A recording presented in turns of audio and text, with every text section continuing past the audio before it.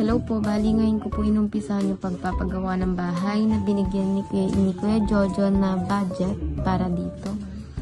Ito po yung report ko na nagastos kanina. Bumili kami ng mga gamit at saka pang pasahod, tsaka yung mga iba pang binili. Bali ang unang tinayo muna is nag-alis po muna kami ng mga gamit sa bahay, and after nun is naghukay po sila para, bali 6 po na hukay na medyo malalim para sa poste. Kasi medyo mahaba po yung bahay, kaya 6 na poste ang ginawa nila. Bali, andito po lahat yung yung ginastos. Ito yung mga binili kanina sa hardware, yung bakal, yung pala, may white sand, graba, cement, hollow blocks, cutting diko, light bulb. Bumili kasi para may ilaw. Pag ginabi po kasi kami kanina, kasi late na nag-umpisa yung mga manggagawa, kaya bumili kami ng isang ilaw, tas gumawa kami ng extension kasi wala din masyadong ilaw sa bahay, medyo madilim pag gumawa sila, kaya gumawa sila ng ilaw doon, at saka naggawa din sila ng extension, sasaksakan pag nagkakating, nag-grinder. Tas may grinder naman yung gumagawa sa bahay. Kaso lang po siya nagloloko, kaya at saka nag-overheat, kaya bumili kami ng grinder, pero second hand, 1-2. Bumili din kami ng tansin na tig 50 pesos, concrete nail na tig 100, pagkain sa pamerienda po, tas may iba namin binili. Bali, isasend ko po yung resibo kay Kuya Noli or kay Kuya Jojo para makita po nila lahat ng ginastos, pati yung pagpapasahod. Bali, yung po kasi, yung pinaka-resibo is nasa wallet ko pa. Bali, ito lang yung, ito din kasi sinulat ko lahat ng nagastos para may report. Ito, ito may date pa. Ayan yung date. Tapos, ito yung mga binili. Hindi lang makita kasi naka front cam. Tapos, ayun. So, sorry po, medyo maingay kasi wala po ako sa bahay. Kasi yung bahay po namin is, nagiba na yung onte. Bali, bukas ang gagawin na lang is gigibayin yung bahay, tas magtatayo na ng poste. Kasi ang ginawa kanina, naghukay lang po sila ng naghukay, tsaka naglipat ng mga gamit, yung mga hindi kailangan na nagamit nilipat po muna, tsaka yung gamit na kailangan pa tinabi muna. Ang dami pong gamit, tas puro mga basura, ganyan. Kaya inayos po namin kanina, kasi ako mukha pa po akong stress ngayon. Kasi sobrang pagod po. Nag-umpisa kami siguro alas 9 ata or 10, tapos natapos kami 7. Bali, ang oras po ngayon is 9 PM. So, ayun lang po. Pagpasensyahan nyo na po yung vlog ko kasi ngayon lang ako nag-vlog. Sa susunod, malay nyo po sa susunod mag-improve. Pasensya na kayo kasi maingay kasi wala po ako sa bahay. Nasa bahay po ako ng kapatid ko nakikituloy. Sobrang lakas ng ulan habang gumagawa sila. Sobrang lakas ng ulan. Bago lang ba yan? Okay. Tama yung tingin lang. Ayun, basta. Sa ding naman kayo, di ba? At ito na nga po ang pinapagawa naming bahay. Ayan po ako, naglilinis, nag-aayos ng mga basahan. At isa po ito sa mga labor namin na nagbubungkal para sa poste. Ayan, mahirap pa yan. Ayan ang pangalawang poste sa bandang gitna. At ito yung pangatlo. Meron pang isang poste dyan sa likod, at saka meron pang 2 poste, isang sa gitna at isa din sa dulo. At bali 6 na poste ang gagawin. At ito naman po ang labas ng aming bahay. Andyan sa likod, dyan banda ilalagay ang isang poste sa dulo.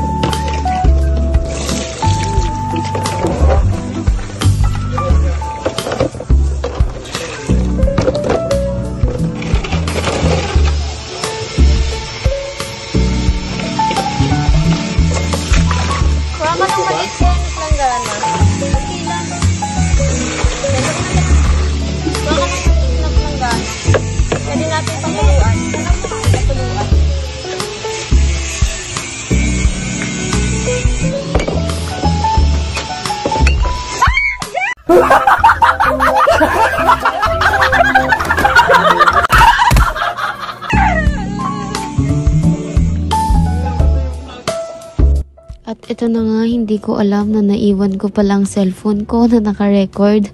Umuwi ako ng bahay. And after ilang minutes, at ayan po pala yung kapatid ko, yung may hawak na mga kahoy.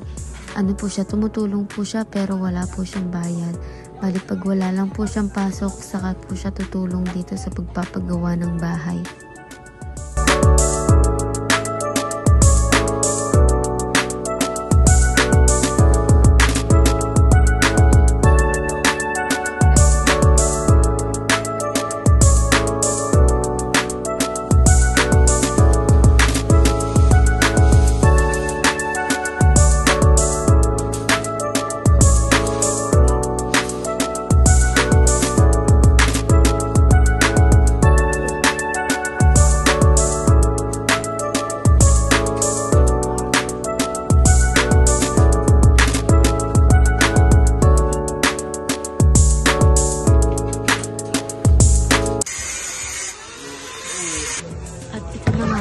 Pagkatapos kong maglinis at mag-asikaso nung umaga hanggang hapon, ito ako ngayon naghuhugas ng plato. Habang naghuhugas ako, iniisip ko na agad kung ano ang mga susunod kong gawin. I mean, gagawin. Pagkatapos nito is magluluto pa ako ng kanin at saka ng ulam. Nung mga oras na yan, medyo maaga-aga pa. Hindi ko na din alam yung mga iniisip ko niyan habang nag-uugas. Ang nasa isip ko na lang, gusto ko nang matapos tong araw at makapagpahinga at sasabak ulit kinabukasan. And enjoy watching habang naghuhugas ako.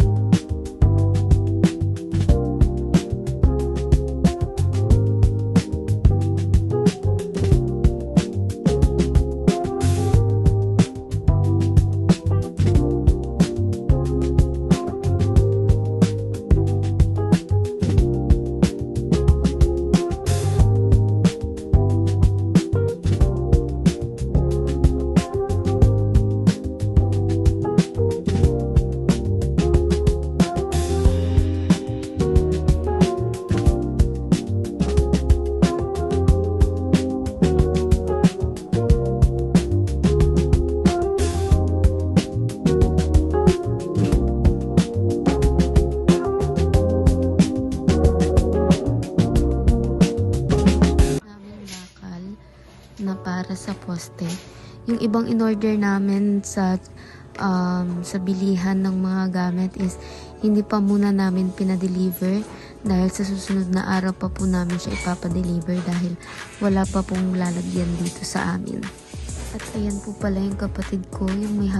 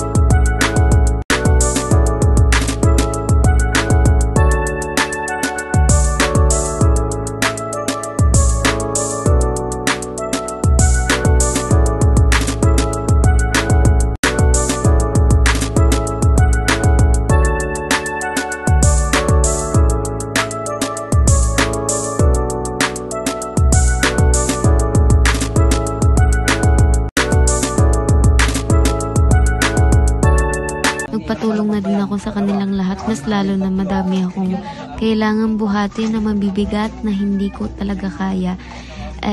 Yung mga gamit, ilalagay pa po siya dito sa isa naming bahay para walang kalat na dyan sa pinagagawang bahay. Bali, ayan, hindi pa namin nakukuha lahat. Ang karaniwang nakuha lang is yung mga higaan, yung ibang Jora box, at yung ibang mga kalat na pinagtatatapon na. At ayan na nga, nag-enjoy din ako sa pagkain dahil sobrang pagod din. Ang sarap din talaga kumain pag pagod na pagod ka, no? Parang nabubus ulit yung energy mo, pang palakas talaga.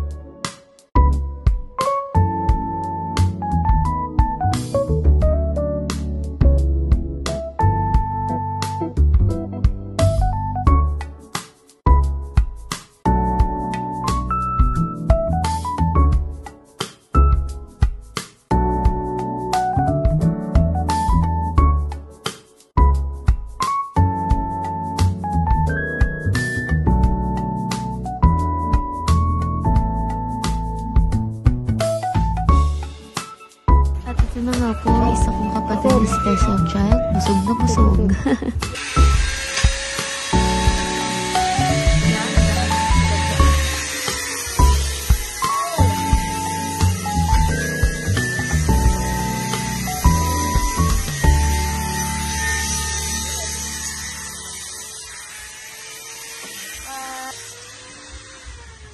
Bungkal.